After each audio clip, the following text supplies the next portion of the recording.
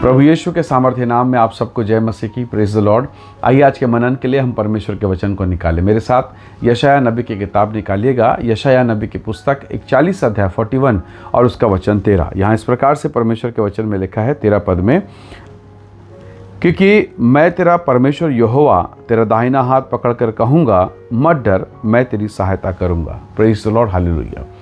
प्रभु के लोगों, अगर आप इस पूरे अध्याय को पढ़ें तो ये अध्याय इस बात की शिक्षा देता है।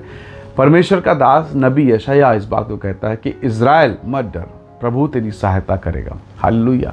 जबकि वो सारे शत्रुओं से घिरा है, विरोधियों से घिरा है, फिर भी परमेश्वर उसकी सहायता करने को तैयार है। बहुत बार मैं और आप कई प्रकार की उलझन, समस्या, पीड़ा से घिरे रहते हैं और हमें सहायता नहीं मिलती।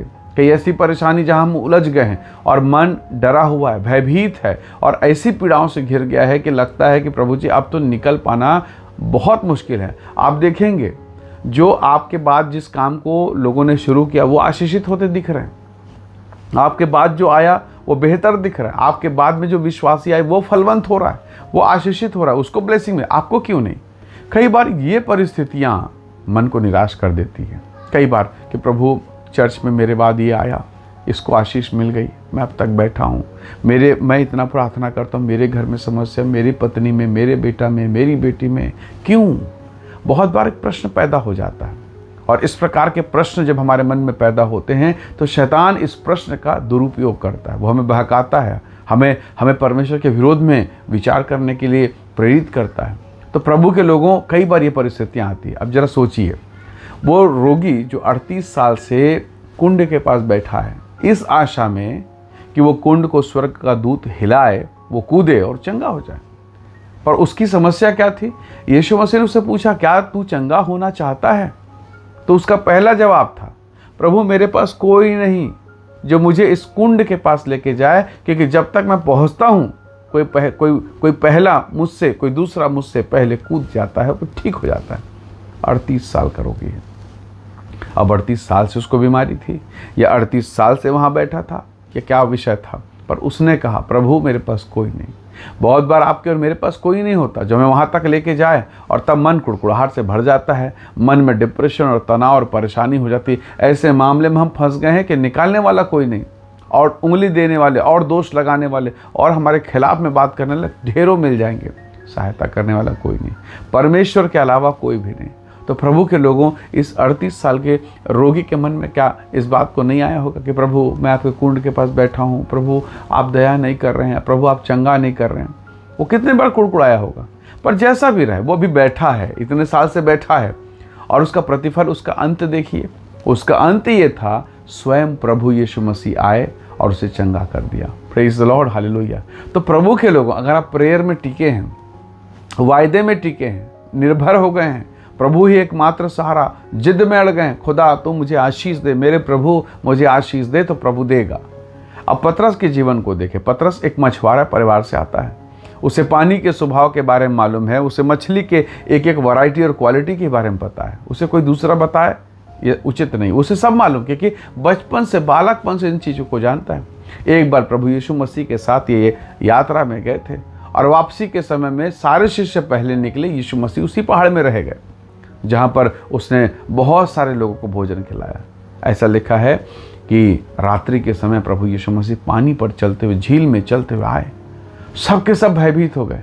पतरस ने कहा, प्रभु यदि ये आप हैं तो मुझे पानी पर चलने की आज्ञा दीजिए।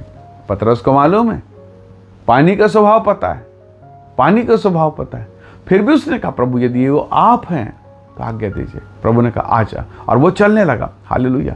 तो ये वचन हमें बताता है, अगर मैं परमेश्वर को देखूं, लहरें, परिस्थितियां, माहौल, मैं कहाँ हूँ, अंधेरी रात में हूँ, लहरों के बीच में घिर गया हूँ, परिस्थिति मेरे खिलाफ है, लोग मेरे खिलाफ, रिश्तेदार, परिवार सब खिलाफ, पर अगर यीशु की आवाज़ आपके कानों तक आ रही है, यीशु की वाणी आप तक जा रही है, आप प्रेयर में हैं, उससे बातचीत कर रहे हैं, तो याद रखिएगा परमेश्वर आपके लिए मार्ग निकालेगा।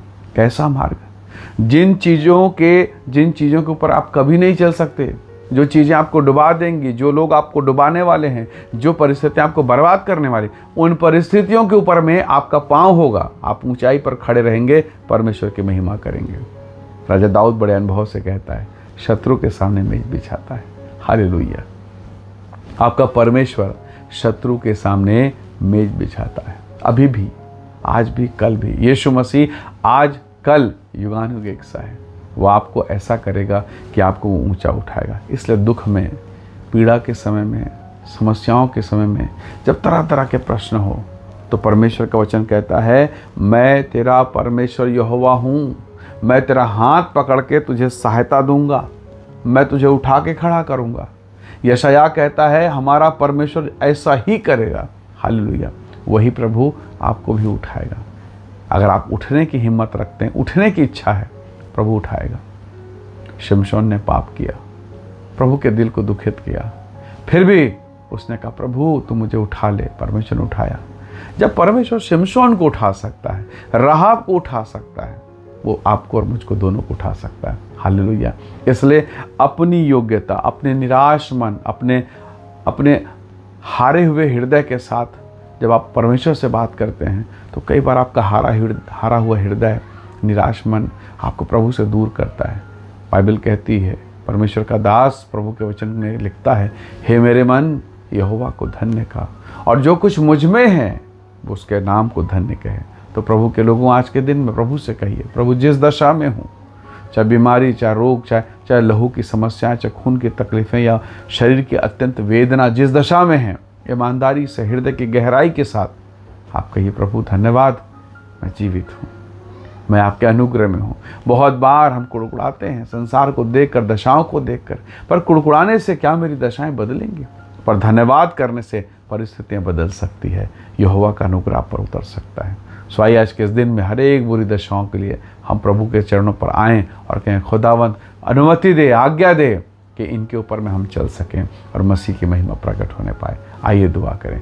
प्रेमी अनुग्रहकारी स्वर्गीय पिता, मेरे प्रिय भाई बहनों की जीवन को मैं आपके हाथों में सौंपता हूँ। इन्हें ब्लेस कर, इन्हें आशीषित कर और इन पर अपनी महिमा को प्रकट कर। हर एक डिप्रेशन, तनाव, रोग, बीमारी, दुर्बलता, हर वो बातें जो इन्हें दबाती हैं, डिप्रेशन में लेके जाती, वो दूर हो और आपकी आत्मा की सामर्थ प्रकट हो। अद्भुत आशीष, छुटकारा, अनुग्रह दे। धन्यवाद पिता, प्रार्थना सुनने के लिए प्रभु यीशु के सामर्थी नाम से मांगते हैं, आमीन, आमीन। प्रभु आप सबको आशीष दे। Praise the Lord. जय मसीह।